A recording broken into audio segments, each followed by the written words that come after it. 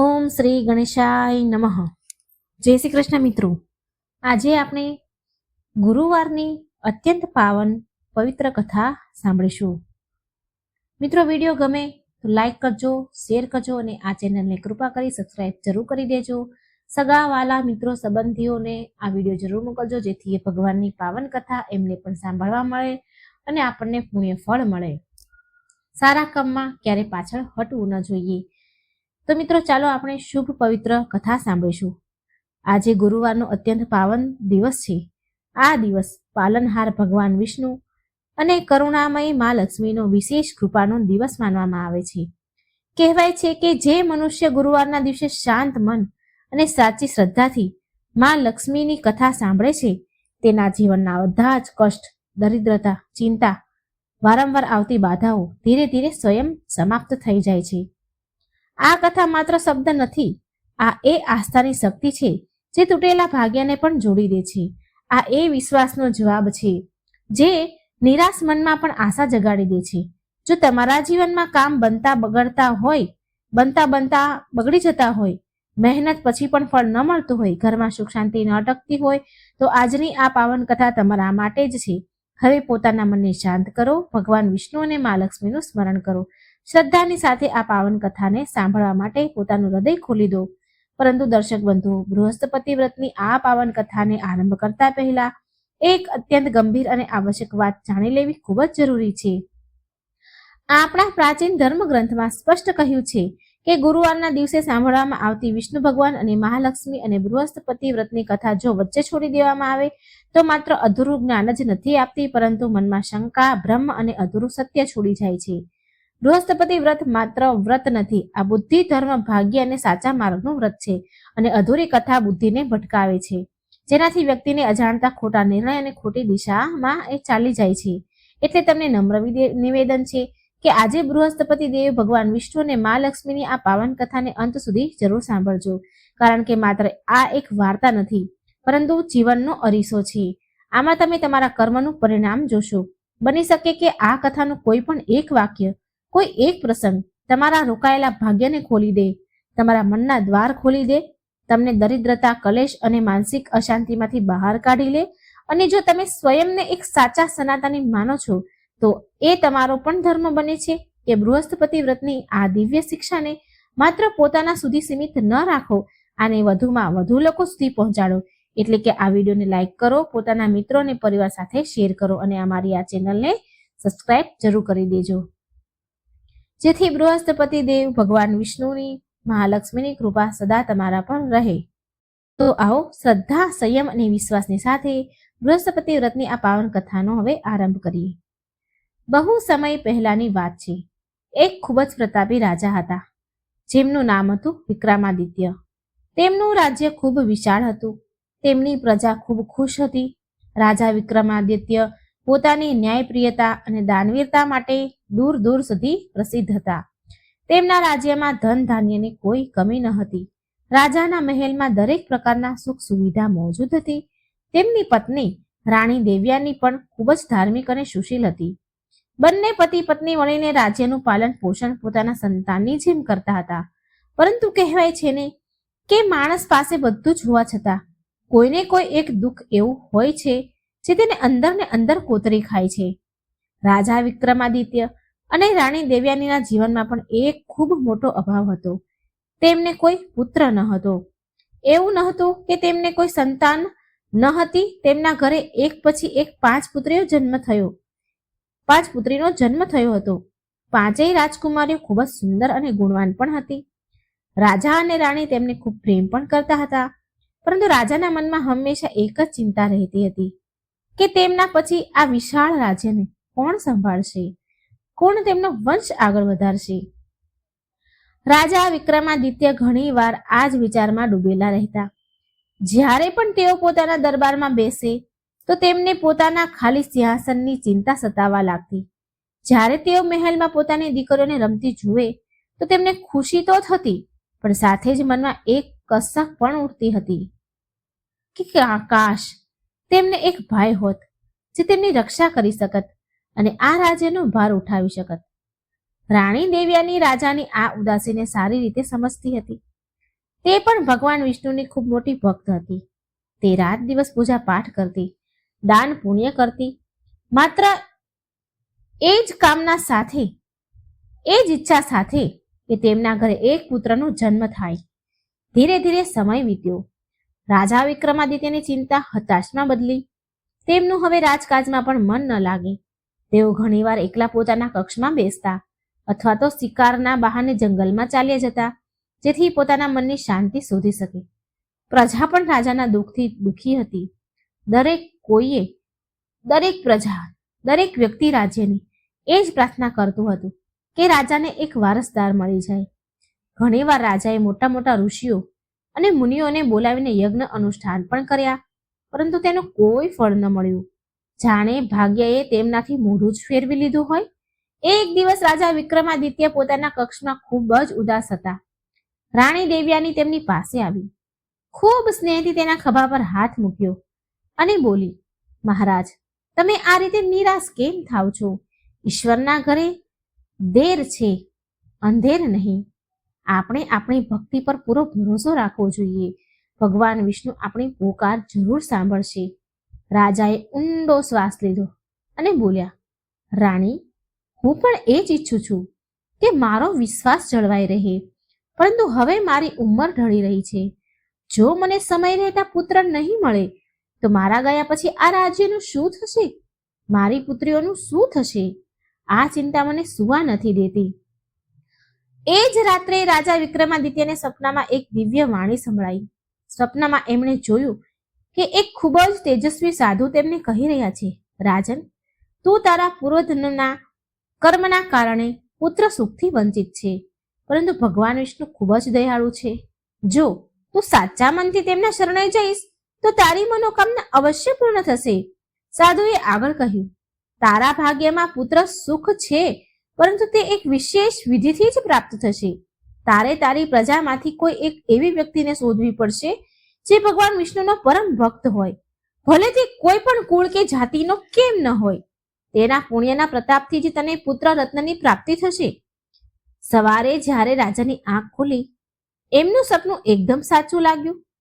તેમના મનમાં એક નવી આશાનું કિરણ જાગ્યું. તેમણે તરત રાણી દેવ્યાનીને પોતાના સ્વપ્નની વાત કહી.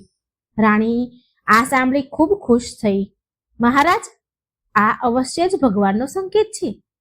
આપણે તે ભક્તને શોધવો જોઈએ. રાજાએ તે જ દિવસે પોતાના રાજ્યના જ્યોતિષોને અને વિદ્વાનોને બોલાવ્યા, સલાહ લીધી. વિદ્વાનોએ પણ રાજાની વાતનું સમર્થન કર્યું અને કહ્યું, રાજન, ક્યારેક ક્યારેક ભગવાન પોતાની લીલા દેખાડવા માટે આપણને વિચિત્ર રસ્તાઓ બતાવે છે. રાજાએ નિર્ણય કર્યો કે તે હવે ચૂપ નહીં બેસે. તેમણે પોતાના ગુપ્તચરોને રાજ્યની ચારેય દિશામાં મોકલ્યા અને આદેશ આપ્યો, તપાસ કરો કે રાજ્યમાં એવી કઈ વ્યક્તિ છે જે ભગવાન વિષ્ણુની સૌથી કઠિન ભક્ત છે અને જેના આચરણમાં સાક્ષાત ધર્મ વસે છે. ઘણા દિવસો સુધી ગુપ્તચરો આમ તેમ ભટકતા રહ્યા. અંતે તેમને એક ખૂબ જ સાધારણ વસ્તીમાં એક વૈશ્ય વેપારી પરિવાર વિશે ખબર પડી. પરંતુ આ કોઈ સામાન્ય વેપારી ન હતો. ખબર મળી કે તે વેપારીની એક દીકરી છે જે ભગવાન વિષ્ણુની અનન્ય ભક્ત છે, અને તે બીજું કોઈ નહીં પરંતુ એક વેશ્યાનું જીવન જીવવા માટે મજબૂર એક મહિલા હતી, પરંતુ તેનું મન ગંગા જેવું પવિત્ર હતું. આ વાત જ્યારે રાજાના કાન સુધી પહોંચી તો તેઓ ચોંકી ગયા. એમણે વિચાર્યું કે એક વેશ્યા ને ભગવાનની આટલી મોટી ભક્ત, આ કેવી રીતે સંભવ છે? સમાજ જેને સારી નજરથી નથી જોતી ત્યાં ભક્તિનું આવું રૂપ? રાજાના મનમાં દંડ ચાલવા લાગ્યું. શું તેમણે ત્યાં જવું જોઈએ? શું એક રાજાને ત્યાં જવું શોભે? પરંતુ પુત્ર પ્રાપ્તિની ચાહત અને સપનામાં મળેલા આદેશ વિશે જાણી તેમને વિવશ થઈ ગયા. રાજાને એ સપનાએ વિવશ કરી દીધું. રાજાએ વિચાર્યું કે ભગવાન તો ભાવનાના ભૂખ્યા હોય છે. તેઓ એ નથી જોતા કે ભક્ત મહેલમાં રહે છે કે ઝૂંપડીમાં. રાજા વિક્રમાદિત્યએ વેશ બદલ્યો જેથી તેમને કોઈ ઓળખી ન શકે અને તેઓ તે વસ્તી તરફ નીકળ્યા. સાંજનો સમય હતો.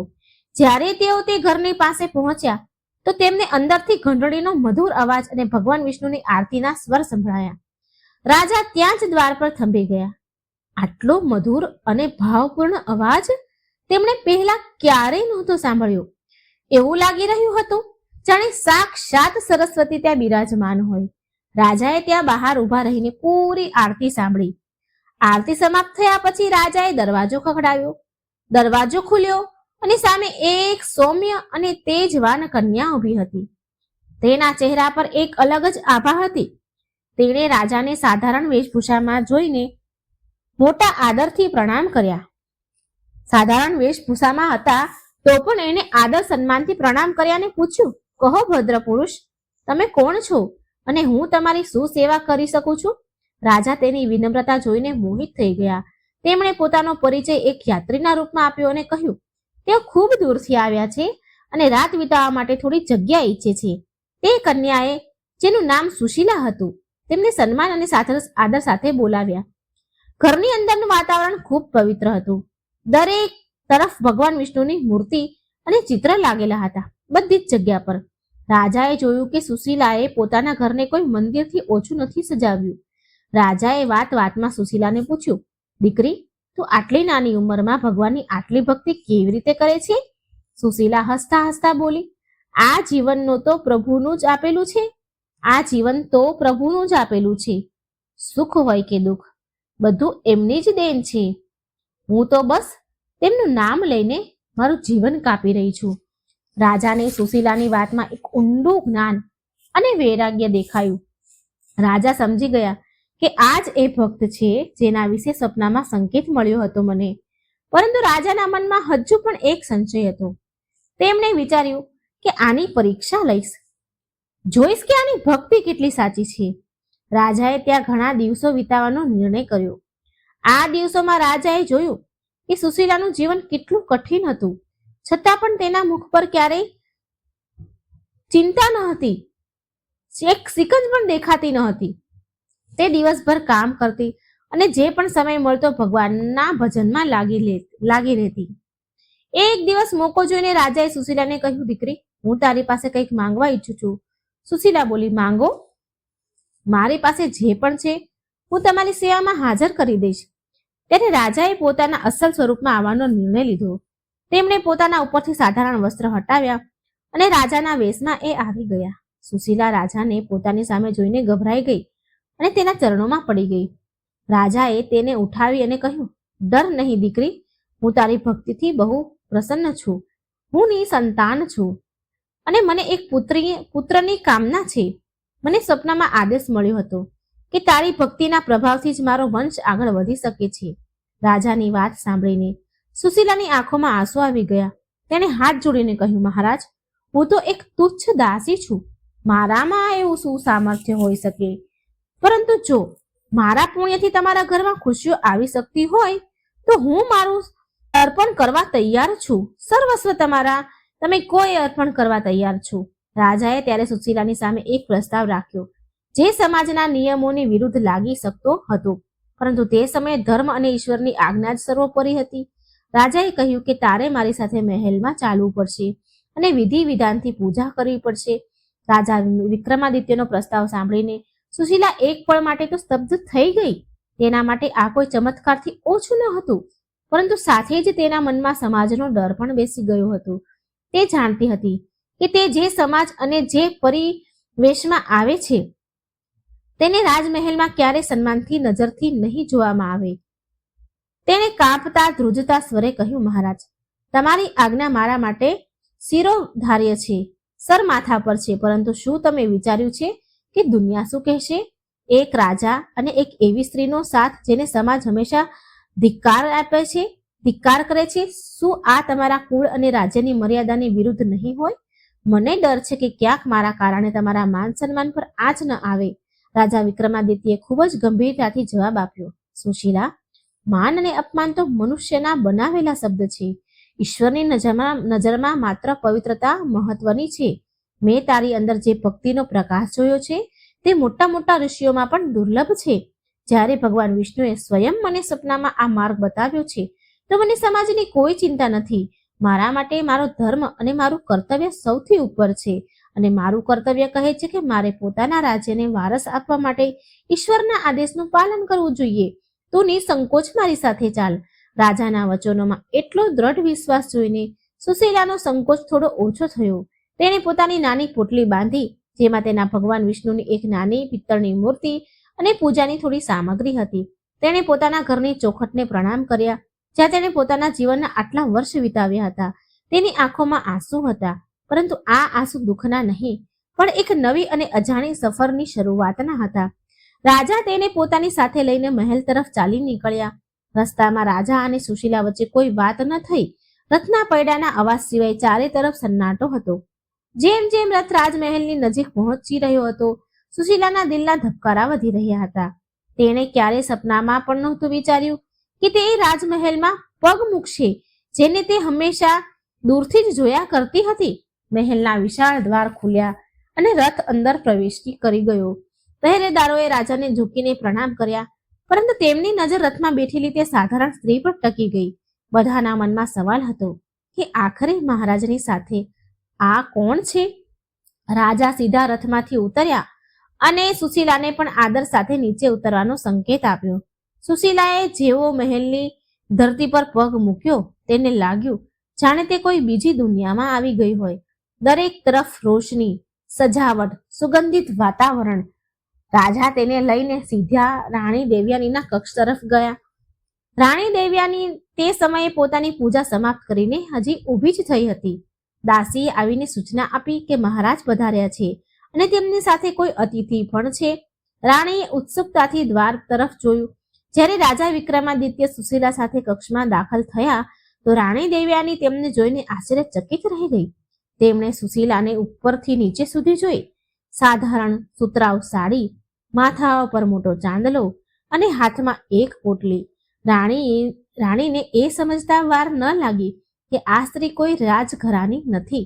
છતાં પણ રાણીએ પોતાના સંસ્કારોનું પાલન કરતા હાથ જોડીને તેમનું સ્વાગત કર્યું. રાજાએ રાણીના ચહેરાના ભાવ વાંચી લીધા હતા. તેમણે રાણીની પાસે જઈને કહ્યું, મહારાણી, હું જાણું છું કે તમારા મનમાં અનેક પ્રશ્ન ઊભા થયા છે. રાણી દેવયાનીએ ધીમા સ્વરે પૂછ્યું, મહારાજ, આ દેવી કોણ છે અને તમે એમને આ રીતે મહેલની અંદર કેમ લાવ્યા? શું કોઈ વિશેષ પ્રયોજન છે? રાજાએ એક ઊંડો શ્વાસ લીધો અને બધી વાત રાણીને સાચે જણાવી દીધી. તેમણે પોતાના સ્વપ્ન વિશે જણાવ્યું, સાધુની ભવિષ્યવાણી વિશે જણાવ્યું અને કેવી રીતે તેમણે સુશીલાની શોધ કરી એ બધું વિસ્તારથી સંભળાવ્યું. રાજાએ અંતમાં જે કહ્યું તેને રાણીના પગ નીચેથી તેથી જમીન સરકી ગઈ.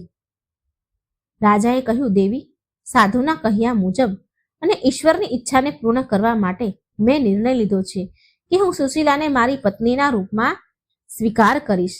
આના જ ગર્ભથી આપણા રાજ્યનો વારસ જન્મ લેશે. આ સાંભળતા જ રાણી દેવયાની ધડામ દઈને ત્યાં રાખેલા આસન પર બેસી ગઈ. તેમની આંખોમાંથી આંસુ વહેવા લાગ્યા. એક પત્ની માટે એ સાંભળવું કે તેનો પતિ બીજા લગ્ન કરવા જઈ રહ્યો છે, તે પણ એક એવી સ્ત્રી સાથે જેનું કુળ અને ગોત્ર અજ્ઞાત છે, ખૂબ મોટો આઘાત હતો. રાણીએ રડતા કહ્યું, મહારાજ, શું સંતાન પ્રાપ્તિનો આ એકમાત્ર ઉપાય બચ્યો હતો? શું મારી તપસ્યામાં કોઈ કમી રહી ગઈ હતી જે તમારે આ પગલું ભરવું પડી રહ્યું છે? અને પછી સમાજમાં શું કહેશો તમે? પ્રજા શું કહેશે કે તેમના રાજાએ એક વેશ્યાની દીકરી સાથે લગ્ન કર્યા? પક્ષમાં તણાવ ખૂબ વધી ગયો હતો. સુશીલા આ બધું જ જોઈ રહી હતી અને તેને ખૂબ આત્મગ્લાનિ તેને થઈ રહી હતી. તે આગળ વધી અને રાણી દેવયાનીના ચરણોમાં પડી ગઈ. તેને રાણીના પગ પકડી લીધા અને રડતા રડતા બોલી, મહારાણી, મને ક્ષમા કરી દો. હું તમારી અને મહારાજની વચ્ચે દિવાલ બનવા નથી આવી. હું તો માત્ર પ્રભુની દાસી છું. જો મારી ઉપસ્થિતિથી તમને થોડું પણ કષ્ટ છે તો હું અત્યારે જ આ જ ક્ષણે અહીંથી ચાલી જઈશ. હું નથી ઈચ્છતી કે મારા લીધે તમારા સુખી જીવનમાં કોઈ ઝેર ઘોળાય. સુશીલાનું આ સમર્પણ અને તેની વિનમ્રતા જોઈને રાણી દેવયાનીનું દિલ પીગળી ગયું. તેમણે સુશીલાને ઉઠાવીને પોતાના ગળે લગાવી લીધી. રાણીએ મહેસૂસ કર્યું કે આ સ્ત્રીના સ્પર્શમાં એક અજીબ પવિત્રતા છે. રાણીએ પોતાના આંસુ લૂછ્યા અને કહ્યું, નહીં બહેન, આમાં તારો કોઈ દોષ નથી. જો ભગવાન વિષ્ણુની આ જ ઈચ્છા છે તો આપણે મનુષ્ય કોણ છીએ તેને ટાળવા વાળા? હું પણ ઈચ્છું છું કે આ રાજ્યને એક વારસદાર મળે, ભલે તે કોઈના પણ માધ્યમથી આવે. રાણીએ રાજા તરફ જોયું અને પોતાની મુખ સંમતિ આપી. રાજા વિક્રમાદિત્યનું મન આ જોઈને ભરાઈ આવ્યું. તેમણે બંનેના માથા પર હાથ રાખ્યો. પરંતુ અસલી પરીક્ષા તો હવે શરૂ થવાની હતી. મહેલની દિવાલોને પણ કાન હોય છે. આ વાત જંગલની આગની જેમ પૂરા મહેલમાં અને પછી નગરમાં ફેલાઈ ગઈ કે રાજા એક એવી સ્ત્રી સાથે લગ્ન કરવા જઈ રહ્યા છે જે કુલીન નથી. રાજ્યના મહામંત્રી અને રાજપુરોહિત તરત રાજા પાસે દોડી આવ્યા. તેમના ચહેરા પર ક્રોધ અને ચિંતા સ્પષ્ટ દેખાઈ રહી હતી. રાજપુરોહિતોએ કડક શબ્દમાં કહ્યું, મહારાજ, અનર્થ થઈ જશે. ધર્મશાસ્ત્ર આની અનુમતિ નથી આપતું. એક રાજાના લગ્ન માત્ર ક્ષત્રિય કે ઉચ્ચ કુળની કન્યા સાથે જ થઈ શકે છે. જો તમે આ સ્ત્રી સાથે લગ્ન કર્યા તો ધર્મ ભ્રષ્ટ થઈ જશે, દેવતાઓ નારાજ થઈ જશે અને રાજ્ય પર વિપત્તિઓ આવી પડશે. મહામંત્રીએ પણ સૂરમાં સૂર મિલાવ્યો. મહારાજ, પ્રજા વિદ્રોહ કરી શકે છે. અમે તમારા શુભચિંતક છીએ એટલે તમને રોકી રહ્યા છીએ. આ લગ્નને રોકી લો. રાજા વિક્રમાદિત્ય ધર્મ સંકટમાં ફસાઈ ગયા. એક તરફ ભગવાનનો આદેશ હતો, બીજી તરફ રાજધર્મ અને સમાજની મર્યાદા. પરંતુ રાજા જાણતા હતા કે સુશીલા કોઈ સાધારણ સ્ત્રી નથી. તેમણે રાજપુરોહિતને કહ્યું, તમે લોકો માત્ર બહારનું આવરણ જોઈ રહ્યા છો, પરંતુ મેં તેની આત્માની શુદ્ધતા જોઈ છે. જેના પર ભગવાન વિષ્ણુની કૃપા હોય તે ક્યારેય અપવિત્ર નથી હોઈ શકતા. પરંતુ પુરોહિત માનવા તૈયાર જ ન હતા. તેમણે શરત રાખી દીધી કે જો આ વિવાહ થયા તો તેઓ રાજ દરબારમાં ત્યાગ કરશે. માહોલ ખૂબ તણાવપૂર્વક ગંભીર થઈ ગયું. ત્યારે જ સુશીલાએ આગળ વધીને કંઈક એવું કહ્યું જેને બધાને બોલતી બંધ કરી દીધી. સુશીલાએ કહ્યું, હે વિદ્વાન બ્રાહ્મણો, તમે શાસ્ત્રના જ્ઞાતા છો. શું શાસ્ત્ર એ નથી કહેતા કે ભક્તિથી વધીને કોઈ જાતિ નથી હોતી? શું સબરીના એઠા બોર ભગવાન રામે નહોતા ખાધા? જો ભગવાન ભેદ નથી કરતા તો આપણે કોણ હોઈએ ભેદ કરવા વાળા? છતાં પણ જો તમે મારી પવિત્રતા પર સંદેહ કરો છો તો હું અગ્નિ પરીક્ષા આપવા તૈયાર છું. સુશીલાના ચહેરા પર એવું જ તેજ હતું કે રાજ પુરોહિત પણ એક પળ માટે સહમી ગયા. અંતઃ રાજાએ પોતાનો નિર્ણય સંભળાવી દીધો. તેમણે કહ્યું, વિવાહ તો થશે અને આજ શુભ મુહૂર્તમાં થશે. જેને રાજ્ય છોડીને જવું હોય તે જઈ શકે છે, પરંતુ હું ઈશ્વરના સંકેતના અવહેલના નહીં કરી શકું. રાજાની દ્રઢતા આગળ બધાએ ઝૂકવું પડ્યું. તે જ રાત્રે મહેલના એક નાના મંદિરમાં વગર કોઈ મોટા શોર વકોર રાજા વિક્રમાદિત્ય અને સુશીલાના લગ્ન સંપન્ન થયા. રાણી દેવયાનીએ સ્વયં મોટા મનથી સુશીલાનો શણગાર કર્યો અને તેણે મંડપ સુધી લાવી. લગ્ન સંપન્ન થયા પછી સુશીલાએ રાજા અને રાણીને કહ્યું, હવે આપણે ભગવાન વિષ્ણુને પ્રસન્ન કરવા માટે એ વ્રત શરૂ કરવું પડશે જેનો પ્રતાપ ત્રણેય લોકમાં પ્રસિદ્ધ છે. આપણે આવતા ગુરુવારથી બૃહસ્પતિ દેવનું વ્રત આરંભ કરવું પડશે. માત્ર વિવાહ માત્રથી સંતાન પ્રાપ્ત નહીં થાય. આપણે તે વિધિનું પાલન કરવું પડશે જે સાધુ બાબાએ બતાવી હતી. સુશીલાએ જણાવ્યું કે બૃહસ્પતિવારનું વ્રત ખૂબ જ ચમત્કારી હોય છે. આ દિવસે પીળા વસ્ત્ર પહેરવા જોઈએ, પીળા ફૂલોથી ભગવાન વિષ્ણુની પૂજા કરવી જોઈએ અને ચણાની દાળ અને ગોળનો ભોગ લગાવવો જોઈએ. સૌથી મહત્વપૂર્ણ વાત આ હતી કે આ દિવસે કેળાના ઝાડની પૂજા કરવામાં આવે છે, કારણ કે તેમાં સાક્ષાત ભગવાન વિષ્ણુનો વાસ મનાય છે. સુશીલાની વાત સાંભળી રાણી દેવયાની અને રાજા વિક્રમાદિત્યના મનમાં શ્રદ્ધાની લહેર દોડી. તેમણે નક્કી કર્યું તેઓ પૂરી નિષ્ઠા સાથે આ વ્રત કરશે. પરંતુ શું બધું એટલું સરળ રહેવાનું હતું? વિવાહ તો થઈ ગયા, પરંતુ મહેલની અંદર અને બહાર હજુ પણ ષડયંત્ર રચાઈ રહ્યા હતા. અમુક ઈર્ષાળુ દાસીઓ અને મંત્રી સુશીલાને નીચું દેખાડવાનો મોકો શોધી રહ્યા હતા. તેમને લાગી રહ્યું હતું કે આ સ્ત્રી જાદુ ટોના કરીને રાજાને પોતાના વશમાં કરી રહી છે. સુશીલા માટે અસલી સંઘર્ષ તો હવે શરૂ થવાનો હતો. તેને ન માત્ર એક વારસને જન્મ આપવાનો હતો, પરંતુ પોતાની પવિત્રતા અને ભક્તિને પણ આ કઠોર સમાજની સામે સિદ્ધ કરવાની હતી. ગુરુવારનો દિવસ આવી ચૂક્યો હતો. આ એ દિવસ હતો જ્યારે રાજા વિક્રમાદિત્ય અને તેમનો પરિવાર પહેલી વાર પૂરા વિધિ વિધાન સાથે બૃહસ્પતિ દેવનું વ્રત રાખવાના હતા. સુશીલાએ સવારે બ્રહ્મ મુહૂર્તમાં ઉઠીને સ્નાન કર્યું અને રાણી અને પીળા રંગના વસ્ત્ર ધારણ કર્યા. તેણે રાણી દેવ્યાની અને રાજા વિક્રમાદિત્યને પણ પીળા વસ્ત્ર પહેરવાનો આગ્રહ કર્યો. સુશીલાએ જણાવ્યું કે બૃહસ્પતિવારના દિવસે પીળો રંગ ભગવાન વિષ્ણુને અતિ પ્રિય હોય છે અને આ સુખ સમૃદ્ધિનું પ્રતીક છે. મહેલના આંગણામાં એક કેળાનું ઝાડ લગાવવામાં આવ્યું. સુશીલાએ તે જગ્યાને ગાયના ગોબરથી લીપીને પવિત્ર કરી દીધું. તેણે પૂજાની થાળી સજાવી, જેમાં ચણાની દાળ, ગોળ, પીળું ચંદન, પીળા ફૂલ અને હળદર હતી. સુશીલાએ બધાને સમજાવ્યું કે આ વ્રતમાં મનની શુદ્ધતા સૌથી વધારે જરૂરી છે. તેણે કહ્યું, આજના દિવસે આપણે કોઈની નિંદા નથી કરવાની, ખોટું નથી બોલવાનું અને મનમાં માત્ર નારાયણનું ધ્યાન ધરવાનું છે. આજના દિવસે ઘરમાં કપડાં ધોવા અને વાળ ધોવા વર્જિત છે, કારણ કે આવું કરવાથી બૃહસ્પતિ દેવ નારાજ થાય છે અને ઘરની લક્ષ્મી ચાલી જાય છે. રાજા અને રાણી સુશીલાને એક વાતને ખૂબ ધ્યાનથી સાંભળી રહ્યા હતા. તેમને એવું લાગી રહ્યું હતું કે જાણે કોઈ ગુરુ તેમને જ્ઞાન આપી રહ્યા છે. ત્રણેય મળીને કેળાના ઝાડના મૂળમાં જળ ચડાવ્યું અને હળદર ચંદનથી પૂજન કર્યું.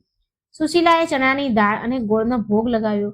ત્યારબાદ સુશીલાએ બૃહસ્પતિ દેવની કથા સાંભળવાનું શરૂ કર્યું. તેના અવાજમાં એટલો રસ હતો, એટલી મીઠાશ હતી કે ત્યાં હાજર દરેક વ્યક્તિ મંત્રમુગ્ધ થઈ ગયા. હવાઓ પણ જાણે થંભી ગઈ. પૂજા સમાપ્ત થઈ. બધાએ આરતી કરી અને પ્રસાદ ગ્રહણ કર્યો. રાજાએ અનુભવ કર્યો કે તેના મનમાં જે બેચેની મહિનાઓથી હતી તે આજે અચાનક શાંત થઈ ગઈ છે. એક અજીબ સકારાત્મક ઉર્જા પૂરા મહેલમાં ફેલાઈ ગઈ હતી. પરંતુ જેવો ડર હતો, મહેલના અમુક લોકો આ શાંતિથી ખુશ ન હતા. રાજપુરોહિત અને અમુક મંત્રી જે રાજાના વિવાહના વિરુદ્ધ હતા, તેઓ સંતાઈને આ બધું જ જોઈ રહ્યા હતા. તેઓ આપસમાં કાનાફૂસી કરવા લાગ્યા. એક મંત્રીએ કહ્યું, જુઓ જુઓ, કેવી રીતે આ સાધારણ સ્ત્રીએ આપણા રાજા અને રાણીને પોતાના વશમાં કર્યા છે. હવે તો મહેલમાં એ જ થાય છે જે આ કહે છે. જો આવું જ ચાલતું રહેશે ને તો જલ્દી જ રાજકાજમાં પણ આનો દાખલ થઈ જશે. આપણે કંઈક કરવું પડશે.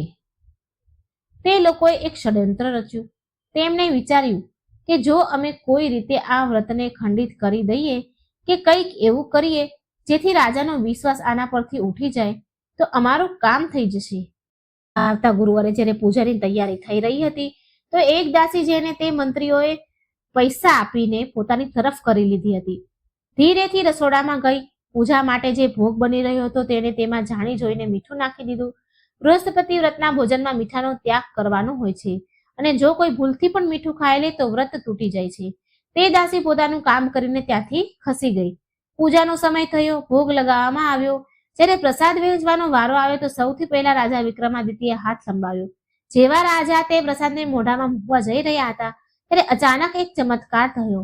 મહેલના બહાર બંધાયેલા ઘોડા જોર જોરથી હણહણવા લાગ્યા અને એક તેજ આંધીનો ઝટકો આવ્યો, જેનાથી પૂજાની થાળી હલી ગઈ અને રાજાના હાથમાંથી પ્રસાદ છૂટીને જમીન પર પડી ગયો. બધા લોકો ગભરાઈ ગયા. રાજાએ આને અપશુકન માન્યું. સુશીલા તરત સમજી ગઈ કે કંઈક તો ગડબડ છે. તેણે પડેલી દાળને ઉઠાવી અને તેને કીડીઓ પાસે મૂકી દીધી. ત્યારે તેણે જોયું કે કીડીઓ તે દાળને નથી ખાઈ રહી, પરંતુ તેનાથી દૂર ભાગી રહી છે. સુશીલાએ ધ્યાનથી તે પ્રસાદને જોયો અને તેને સૂંઘ્યો. તેણે રાજાને કહ્યું, મહારાજ, રોકાઈ જાઓ. આ પ્રસાદમાં મીઠું મળેલું છે. આ પ્રસાદ અશુદ્ધ છે. ભગવાને સ્વયં તમને અપવિત્ર ભોજન કરવાથી રોકી લીધા છે. રાજાનો ચહેરો ગુસ્સાથી લાલ થઈ ગયો. તેમણે તરત રસોઈયાઓને બોલાવ્યા. રસોઈયાઓ ધ્રુજતા આવ્યા અને તેણે કસમ ખાઈને કહ્યું કે તેમણે મીઠું નથી નાખ્યું ભોગમાં. ત્યારે ખૂબ સ્ટ્રિક્ટ રીતે બધી પૂછપરછ કરવામાં આવી. દાસીનો ભેદ ખુલી ગયો. તે દાસી રાજાના પગમાં પડીને માફી માંગે છે. તેણે કબૂલ કરી લીધું કે તેણે મંત્રીઓએ આવું કરવા માટે ઉશ્કેરી હતી. રાજાએ તે મંત્રીઓને દંડ આપવાનો આદેશ આપ્યો, પરંતુ સુશીલાએ રાજાને રોકી દીધા. સુશીલાએ કહ્યું, મહારાજ, આજે બૃહસ્પતિવાર છે. આજે ક્ષમાનો દિવસ છે. જો આપણે આજે કોઈને દંડ આપીશું તો આપણા વ્રતનું ફળ ઓછું થઈ જશે. ભગવાન વિષ્ણુ શાંતિ પ્રિય છે. એમને ક્ષમા કરી દો. એમની અંતરાત્મા જ એમને દંડ આપશે. સુશીલાની આ ઉદારતા જોઈને રાજા હજુ વધારે પ્રભાવિત થયા. મંત્રીઓનું માથું શરમથી ઝૂક્યું. તેમણે ક્યારેય નહોતું વિચાર્યું કે જે સ્ત્રીનું તેઓ ખરાબ ઈચ્છતા હતા તે જ તેમની રક્ષા કરશે. તે દિવસ પછીથી મહેલમાં કર્મચારીઓના મનમાં સુશીલા માટે આદર વધી ગયો. સમય પોતાની ગતિથી ચાલતો રહ્યો. રાજા રાણી સુશીલા દર ગુરુવારે નિયમિત રૂપથી વ્રત રાખતા અને કથા સાંભળતા. તેઓ ગરીબોને પીળી વસ્તુ દાન કરતા. ધીરે ધીરે રાજાના રાજ્યમાં પણ આની અસર દેખાવા લાગી. જે સમસ્યાઓ રાજ્યમાં ચાલી રહી હતી તે ઉકેલવા લાગી. પાક લહેરાવા લાગ્યો અને વ્યાપાર વધવા લાગ્યો. લગભગ 3 મહિના વીતી ચૂક્યા હતા. એક દિવસ સવારે જ્યારે સુશીલા ઊંઘીને ઉઠી તો તેને ચક્કર જેવું મહેસૂસ થયું. તેનો જીવ ગભરાવા લાગ્યો. રાણી દેવ્યાની તરત જ રાજવૈદ્યને બોલાવવા માટે દોડી. રાજવૈદ્યે આવીને સુશીલાની નસ જોતા જ રાજવૈદ્યના ચહેરા પર સ્મિત આવી ગયું. તેમણે રાજા તરફ જોયું અને હાથ જોડીને કહ્યું, બધાઈ હો મહારાજ, તમને ખૂબ ખૂબ બધાઈ હો. આપણી પ્રાર્થનાઓ સાંભળી લેવામાં આવી છે. નાની રાણી માં બનવા જઈ રહી છે. આ ખબર સાંભળતા જ રાજા વિક્રમાદિત્ય ખુશીથી ઝૂમી ઉઠ્યા. તેમની આંખોમાંથી આંસુ છલકાઈ ગયા. જે પળની તેમને વર્ષોથી રાહ હતી તે પલ આવી ગઈ. રાણી દેવ્યાનીએ સુશીલાને ગળે લગાડી અને તેને મીઠાઈઓ ખવડાવી. પૂરા રાજમહેલમાં ઢોલ નગારા વગાડવામાં આવ્યા. પ્રજાને જ્યારે ખબર પડી કે તેમના રાજાના ઘરે વારસ આવવાનો છે તો પૂરા નગરમાં ઘીના દીવા પ્રગટાવવામાં આવ્યા. એવું લાગી રહ્યું હતું જાણે દિવાળી આવી. સુશીલાએ મનોમન ભગવાન વિષ્ણુને ધન્યવાદ આપ્યો. તેણે કહ્યું, હે પ્રભુ, આ બધું જ તમારી કૃપા છે. મારી લાજ રાખજો. પરંતુ ખુશીઓના આ મહેલમાં એક નવી મુસીબત દસ્તક દેવાની હતી. રાજાની 5 દીકરીઓ જે અત્યાર સુધી ચૂપ હતી તેમને આ વાત પસંદ ન આવી. તેમની દાસીઓએ તેમના કાન ભરવાનું શરૂ કરી દીધું. દાસીઓએ તેમને કહ્યું, રાજકુમારીઓ, અત્યાર સુધી તો તમે જ તમારા પિતાની લાડલી હતી, પરંતુ જો દીકરો થઈ ગયો તો રાજાનો બધો પ્રેમ અને આ બધું રાજ્ય તે દીકરાને મળી જશે. તમારું તો કોઈ માન નહીં રહે. તમે લોકો તો બસ મહેમાન બનીને રહી જશો. વિશેષ કરીને સૌથી મોટી રાજકુમારી, જેનું નામ મૃણાલિની હતું, તેના મનમાં ઈર્ષ્યાનું બીજ વાવી દેવામાં આવ્યું. તેણે પોતાની બહેનોને ભડકાવાનું શરૂ કરી દીધું. મૃણાલિનીએ વિચાર્યું કે જો સાવકી માનો દીકરો થયો તો અમારું ભવિષ્ય અંધકારમાં ચાલ્યું જશે. આપણે કંઈક કરવું પડશે. અહીં મહેલમાં ખુશીઓ મનાવવામાં આવી રહી હતી અને ત્યાં રાજકુમારીઓના કક્ષમાં એક ખતરનાક સાજિશ રચાઈ રહી હતી. ગર્ભાવસ્થા દરમિયાન સુશીલાનું ખૂબ ધ્યાન રાખવામાં આવી રહ્યું હતું. રાણી દેવ્યાની તેને એક પળ માટે પણ એકલી નહોતી છોડતી. રાજા પણ પોતાનો વધારે ને વધારે સમય સુશીલા પાસે વિતાવતા.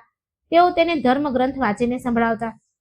પરંતુ એક રાત્રે જ્યારે સુશીલા પોતાના કક્ષમાં સૂતી હતી, તેને લાગ્યું કોઈ પડછાયાની જેમ તેની બારી પાસે ઊભું છે. કોઈનો પડછાયો બારીમાં પડ્યો. તેને ડરતા પૂછ્યું, કોણ છે ત્યાં? પરંતુ કોઈ જવાબ ન મળ્યો. સુશીલાને લાગ્યું કે કદાચ તેનો વહેમ છે, પરંતુ આ વહેમ નહોતો. આવનારો સમય સુશીલા અને તેના આવનાર બાળક માટે ખૂબ કઠણ હોવાનો હતો. શું ભગવાન વિષ્ણુ પોતાના ભક્તની રક્ષા કરશે? શું સુશીલા સુરક્ષિત રૂપથી બાળકને જન્મ આપી શકશે, જે આ રાજ્યનું ભવિષ્ય બદલવાનો છે? કે પછી મહેલની સાજિશો જીતી જશે? કહાની હવે એક ખૂબ જ નાજુક વળાંક પર આવી ઊભી હતી. સુશીલાએ તે રાત્રે બારી પર જે પડછાયો જોયો હતો તેને કોઈ વહેમ લાગી રહ્યો હતો, પરંતુ તેનું મન અંદરથી આશંકિત હતું. બીજી સવારે જ્યારે તે ઊંઘીને ઉઠી તો તેણે આ વાત કોઈને ન જણાવી, કારણ કે તે નહોતી ઈચ્છતી કે તેના લીધે મહેલમાં કોઈ તણાવ પેદા થાય. રાજા અને રાણી પરેશાન થાય. રાણી દેવ્યાની સુશીલાનું ખૂબ ધ્યાન રાખી રહી હતી. સુશીલા માટે અલગ અલગ પ્રકારના પૌષ્ટિક વ્યંજન બનાવવામાં આવતા અને સમય સમય પર રાજવૈદ્ય તેની તપાસ કરતા. આ બધું જોઈને રાજાની 5 પુત્રીઓની છાતી પર સાપ ચાલી રહ્યા હતા. મહેલના એક ખૂણામાં, જ્યાં સામાન્ય રીતે કોઈ આવતું જતું ન હતું, 5 રાજકુમારીઓ ભેગી થઈ જતી. ત્યાં સૌથી મોટી રાજકુમારી મૃણાલિની, એના ચહેરા પર ખૂબ ગુસ્સો રહેતો. ગુસ્સાથી લાલ હતો એનો ચહેરો. તેને પોતાની બહેનોને સંબોધીને કહ્યું, શું તમે બધા જોઈ રહ્યા છો કે મહેલમાં શું થઈ રહ્યું છે? તમે બધા જોઈ રહ્યા છો ને? કાલ સુધી આપણે આ મહેલની રોનક હતા અને આજે પેલી 2 કોડીની ઓરત આગળ પાછળ બધા ફરી રહ્યા છે. પિતાજી તો આપણને ભૂલી જ ગયા. જો તે સુશીલાએ છોકરાને જન્મ આપી દીધો, સમજી લ્યો કે આપણું અસ્તિત્વ જ મટી જશે. આપણે દાસી બનીને રહેવું પડશે. મૃણાલિની વાતોએ બાકી બહેનોને મનમાં પણ આગ લગાવી દીધી. ત્રીજી રાજકુમારે કહ્યું, દીદી, તમે સાચું કહી રહ્યા છો, આપણે કંઈક કરવું પડશે. પરંતુ પિતાજીએ સુશીલાના કક્ષની બહાર કડક પહેરા લગાવ્યા છે. આપણે ત્યાં કઈ રીતે જઈશું? ત્યાં જઈ પણ નથી શકતા. મૃણાલિનીએ કહ્યું. એક કુટિલ મુસ્કાન સાથે કહ્યું, આપણે ત્યાં જવાની જરૂર નથી. સુશીલા દર ગુરુવારે સવારે મંદિરે જાય છે. મંદિર જવાનો રસ્તો સીડીઓથી થઈને જાય છે. જો તે સીડીઓ પર કંઈક એવું કરી દેવામાં આવે, તેનો પગ લપસી જાય તો ના રહેશે વાંસ, ના વાગશે વાંસળી, બાળક પણ પડશે અને સુશીલા પણ નહીં બચે. આ યોજના ખૂબ જ ખતરનાક હતી, પરંતુ ઈર્ષાએ રાજકુમારીની મતિ ભ્રષ્ટ કરી દીધી હતી. તેમણે નક્કી કર્યું હતું કે તેઓ આવતા ગુરુવારની રાહ જોશે. ગુરુવારનો દિવસ આવ્યો. સુશીલા પોતાની દિનચર્યા મુજબ સવારે જલ્દી ઉઠી. આજે તેનું વ્રત હતું. સ્નાન કર્યા પછી તેણે પીળા વસ્ત્ર ધારણ કર્યા અને પૂજાની થાળી સજાવી. તેનું મન ભગવાન વિષ્ણુની ભક્તિમાં લીન હતું. તે ધીરે ધીરે પોતાના કક્ષમાંથી નીકળી અને મંદિર તરફ જતી સીડીઓ તરફ વધી. તેને જરા પણ અંદાજ ન હતો કે મોત તેની રાહ જોઈ રહ્યું છે. રાજકુમારીઓએ રાતના અંધારામાં તે સંગેમરમરની સીડીઓ પર ખૂબ બધું તેલ ઢોળી દીધું હતું, જે પ્રકાશમાં ચમકતું પણ ન હતું. સુશીલા ઓમ નમો ભગવતે વાસુદેવાયનો જાપ કરતા કરતા આગળ વધી રહી હતી. તે સીડીઓની બિલકુલ નજીક પહોંચી ચૂકી હતી. તે પહેલું ડગલું ભરવાની જ હતી કે ત્યારે અચાનક એક વાંદરો ક્યાંકથી કૂદીને ત્યાં આવી ગયો. મહેલમાં સામાન્ય રીતે વાંદરા નહોતા આવતા, પરંતુ તે દિવસે ન જાણે ક્યાંથી આવી ચડ્યો. વાંદરાએ સુશીલાના હાથમાંથી પૂજાની થાળીમાં રાખેલું એક કેળું ઝપટી લીધું અને તે જ તેલવાળી સીડી પર કૂદી ગયો. જેવો વાંદરો સીડી પર કૂદ્યો, તેલના કારણે તેનો પગ લપસી ગયો અને તે ધડામ દઈને નીચે જઈ પડ્યો. વાંદરો તો ચપળ હતો. તે તરત સંભાળીને પોતાને ભાગી ગયો, પરંતુ સુશીલાની આંખો ફાટી ગઈ. તેણે જોયું કે જ્યાં વાંદરાનો પગ પડ્યો હતો ત્યાં ચિકાસ હતી. તેણે ઝૂકીને ધ્યાનથી જોયું તો જાણ્યું કે પૂરી સીડીઓ પર તેલ વેરાયેલું હતું. જો તે એક ડગલું પણ આગળ વધારત તો તે નિશ્ચિત રૂપે તે નીચે પડી જાત અને તેના ગર્ભસ્થ શિશુને બચાવવાનું નામુમકિન થઈ જાત. સુશીલા તો ધ્રુજવા લાગી. તે ત્યાં જ સીડીઓ પાસે બેસીને રડવા લાગી. તેનો અવાજ સાંભળીને દાસીઓ દોડી આવી. રાણી દેવ્યાની અને રાજા વિક્રમાદિત્ય પણ ગભરાતા ત્યાં પહોંચ્યા. જ્યારે તેમણે સીડીઓ પર તેલ જોયું તો રાજાનો ગુસ્સો સાતમા આસમાને પહોંચી ગયો. તેમણે ગર્જના કરતા કહ્યું, આ કોની હરકત છે? મારા મહેલમાં મારી જ રાણી અને મારા થનારા વારસને મારવાની સાજિશ? કોણે કર્યું આ? રાજાએ તરત મહેલના બધા નોકરોને બોલાવ્યા. બધાને પૂછપરછ કરવામાં આવી, પરંતુ કોઈને કઈ ખબર ન પડી. રાજકુમારીઓ પોતાના કક્ષમાં સંતાઈ હતી અને ડરના મારે કાપી રહી હતી. ક્યાંક તેમનો ભેદ ન ખુલી જાય. પરંતુ સુશીલાએ ફરીથી મોટપ દેખાડી. તેણે રાજાને કહ્યું, મહારાજ શાંત થઈ જાઓ. બની શકે કે કોઈ દાસીથી અજાણતા તેલ ઢોળાઈ ગયું હોય અને ડરના મારે તેણે બતાવ્યું ન હોય. તમે ક્રોધ ન કરો. જુઓ, ભગવાન વિષ્ણુએ મારી રક્ષા કરી છે ને, માટે સ્વયં તે વાનરને મોકલી દીધો મારી રક્ષા માટે. મારા પ્રભુ મારી સાથે છે. મારું કોઈ વાળ વાંકો નથી કરી શકતું. રાજા વિક્રમાદિત્ય સુશીલાની વાત માની ગયા, પરંતુ તેમના મનમાં શકનો ઘેરો થઈ ગયો હતો. તેમને સમજાઈ ગયું હતું કે આ કોઈ દુર્ઘટના નથી, પણ એક સમજી વિચારેલી ચાલ છે. રાજાએ આદેશ આપ્યો કે આજથી સુશીલાના કક્ષ અને મંદિરના રસ્તા પર પહેરો બમણો કરી દેવામાં આવે. વગર તપાસે સુશીલાની પાસે કોઈ પણ વસ્તુ નહીં જાય. બીજી બાજુ રાજકુમારીઓની યોજના નિષ્ફળ જવાથી તેઓ હજુ વધારે ચીડાઈ ગઈ. મૃણાલિનીએ પોતાની બહેનોને કહ્યું, કિસ્મત તે ઓરતની સાથે આપી રહી છે, ભાગ્ય એનો સાથ આપી રહ્યું છે, પરંતુ દર વખતે આવું નહીં થાય. આ વખતે આપણે શારીરિક ઈજા ન પહોંચાડી શક્યા તો શું થયું? આપણે તેને માનસિક રીતે તો તોડી શકીએ છીએ. ગર્ભવતી સ્ત્રીનું મન ખૂબ જ કમજોર હોય છે. જો આપણે તેને ડરાવી દઈએ તો તેની અસર સીધા બાળક પર પડશે. કદાચ ડરના મારે તેનો ગર્ભપાત થઈ જાય. હવે રાજકુમારીઓ એક નવું ષડયંત્ર રચ્યું. તેમણે તંત્ર મંત્રનો સહારો લેવાનું વિચાર્યું. રાજ્યની બહાર જંગલના એક વૃદ્ધ સ્ત્રી રહેતી હતી, જે કાળા જાદુ માટે બદનામ હતી. મૃણાલિનીએ વેશ બદલીને પોતાની એક ભરોસાપાત્ર દાસીને તે વૃદ્ધ સ્ત્રી પાસે મોકલી. દાસી ત્યાંથી એક ડરામણી ઢીંગલી અને થોડી અજીબ જડીબુટ્ટીઓ લઈને આવી. તે વૃદ્ધ સ્ત્રીએ કહ્યું હતું કે જો આ ઢીંગલી સુશીલાના પલંગની નીચે રાખી દેવામાં આવે તો તેને આખી રાત ભયાનક સપના આવશે. તેને પડછાયા દેખાશે અને ધીરે ધીરે ગાંડી થઈ જશે. સુશીલા આ બધી વાતોથી અજાણ. તે તો બસ પોતાના આવનારા બાળક માટે સપના વણી રહી હતી. એક બપોર જ્યારે સુશીલા અને રાણી દેવ્યાની બગીચામાં ટહેલી રહ્યા હતા, ત્યારે મોકો જોઈને પેલી રાજકુમારીએ મોકલેલી દાસી ધીમેથી સુશીલાના કક્ષમાં પ્રવેશ કરે છે અને અભિમંત્રિત કરેલી ઢીંગલી સુશીલાના પલંગ નીચે છુપાવી દે છે. તે રાત્રે જ્યારે સુશીલા સુવા ગઈ તો તેને અજીબ બેચેની થવા લાગી. ઓરડામાં બધું સામાન્ય હતું, પરંતુ હવામાં એક ભારેપણું હતું. જેવી તેની આંખ લાગી તે ચીસ પાડીને બેઠી થઈ ગઈ. તેણે સપનામાં જોયું કે એક કાળો પડછાયો તેને ખાવા માટે દોડી રહ્યો છે, તો તેને પરસેવો વળી રહ્યો હતો. રાજા બાજુના કક્ષમાં જ હતા. તેઓ દોડીને આવ્યા. સુશીલા, શું થયું? તું ઠીક તો છે ને? રાજાએ પૂછ્યું. સુશીલાએ કાપતા કાપતા કહ્યું, મહારાજ, મને ખૂબ ડર લાગે છે. મને એવું લાગી રહ્યું છે કે જાણે આ ઓરડામાં કોઈ બીજું પણ છે. રાજાએ પૂરા ઓરડાની તલાશ કરી, પરંતુ તેમને કંઈ ન મળ્યું. તેમણે સુશીલાને સમજાવ્યું કે આ ગર્ભાવસ્થામાં થતા સામાન્ય ખરાબ સપના છે, પરંતુ સુશીલાનું મન માનતું ન હતું. બીજી રાત્રિએ ફરી જ એવું જ થયું અને પછી તેનાથી આગળની રાત્રિએ પણ સુશીલાની હાલત બગડવા લાગી. તેની આંખોની નીચે કાળા કુંડાળા પડી ગયા. તેને ખાવા પીવાનું છોડી દીધું. રાણી દેવ્યાની ખૂબ જ ચિંતામાં આવી ગયા.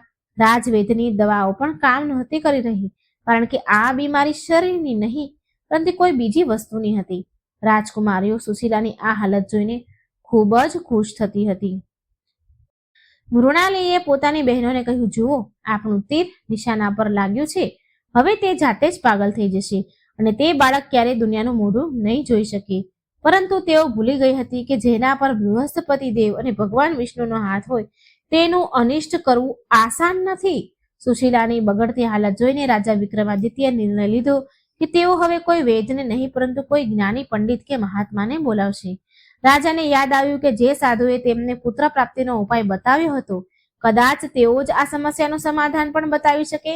રાજાએ મનોમન ભગવાન વિષ્ણુનું સ્મરણ કર્યું અને પ્રાર્થના કરી કે હે પ્રભુ, મારી પત્ની અને બાળકની રક્ષા કરો. રાજા વિક્રમાદિત્યએ જે મહાત્માને તેડું મોકલ્યું તેઓ કોઈ સાધારણ સાધુ ન હતા. તેઓ તંત્ર અને મંત્રના ખૂબ જ મોટા જ્ઞાતા હતા અને ભગવાન વિષ્ણુના પરમ ભક્ત હતા.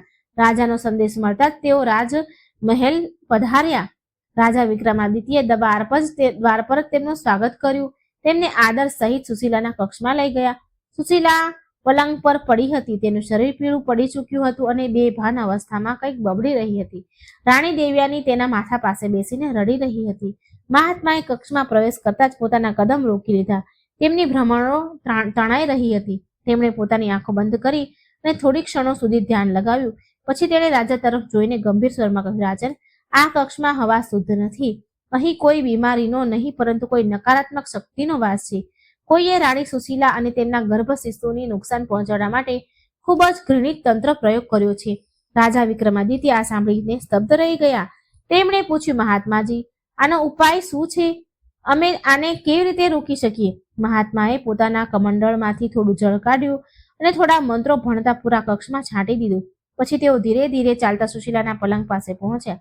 તેમણે પલંગ તરફ ઈશારો કરતા રાજાને કહ્યું, રાજન, અનર્થનું મૂળ આ પલંગની નીચે છે.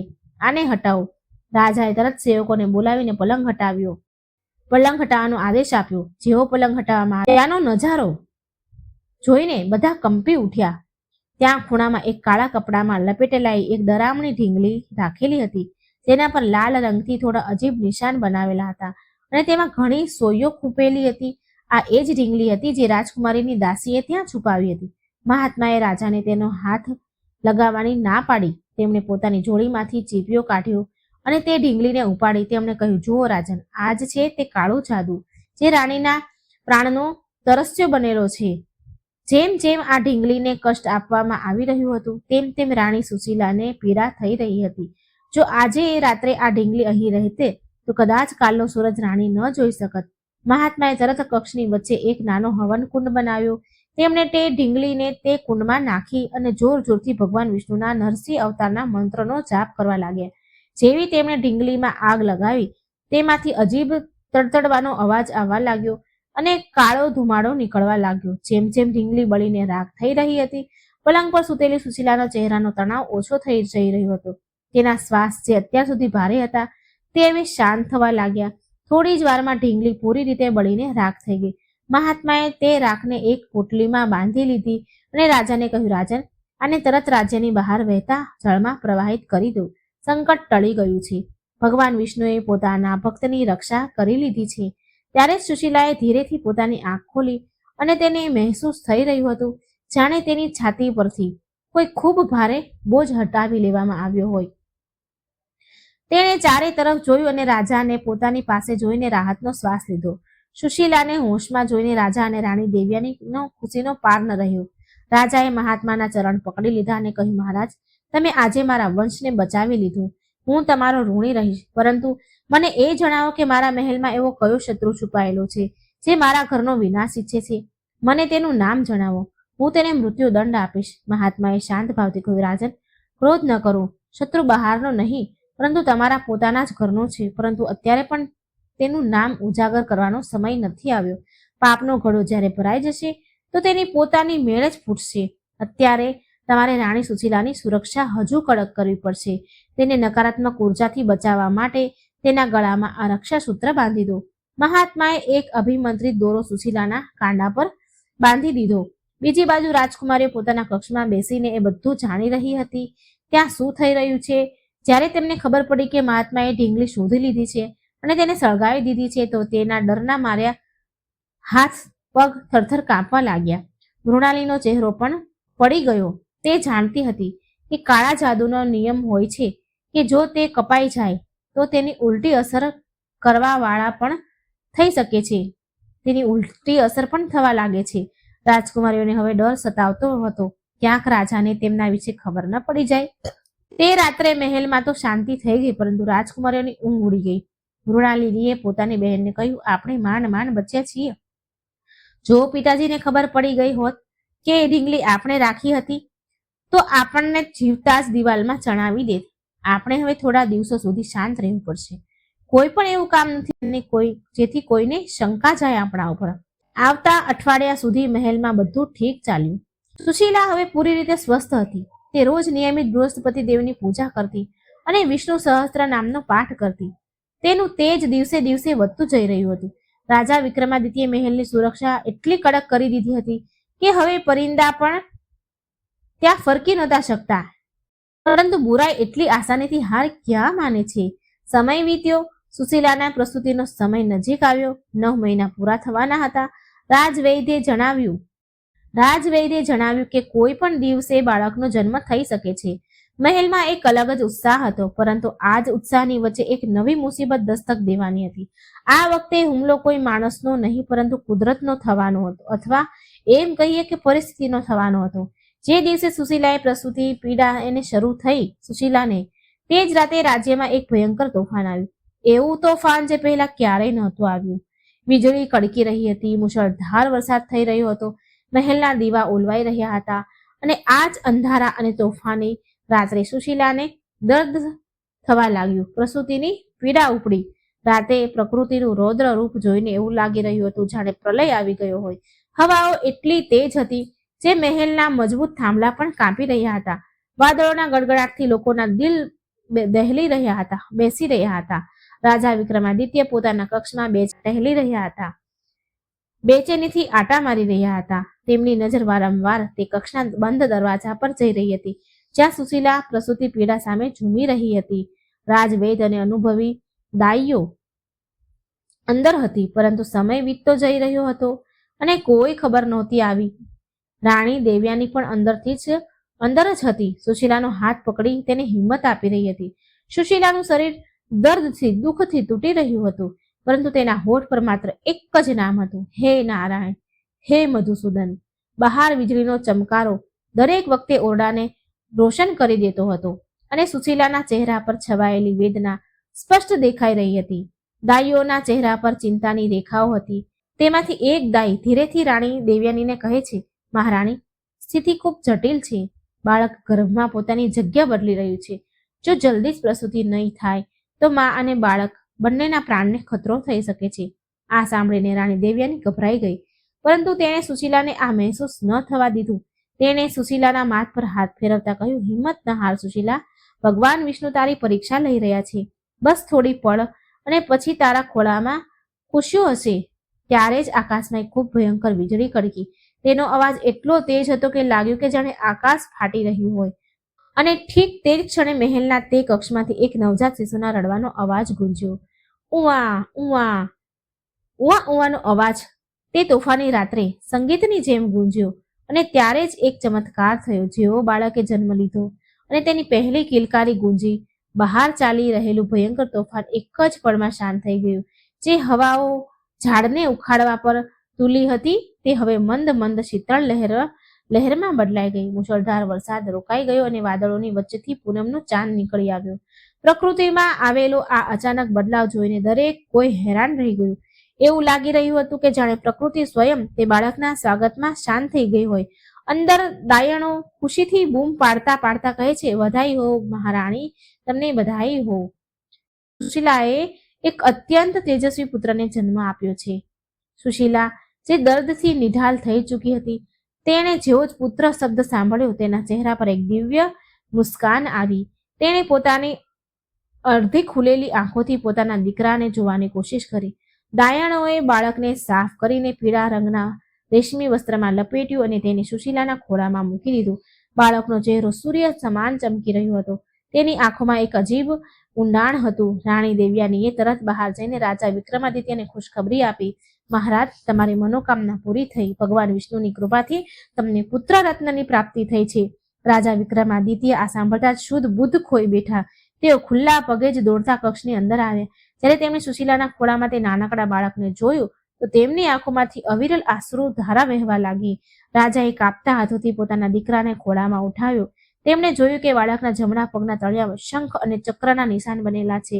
રાજા સમજી ગયા કે આ કોઈ સાધારણ બાળક નથી, આ સાક્ષાત ઈશ્વરીય અંશ છે. રાજાએ સુશીલાના માથા પર હાથ રાખીને કહ્યું, સુશીલા, તે મને એ સુખ આપ્યું છે જેના માટે હું વર્ષોથી તડપી રહ્યો હતો.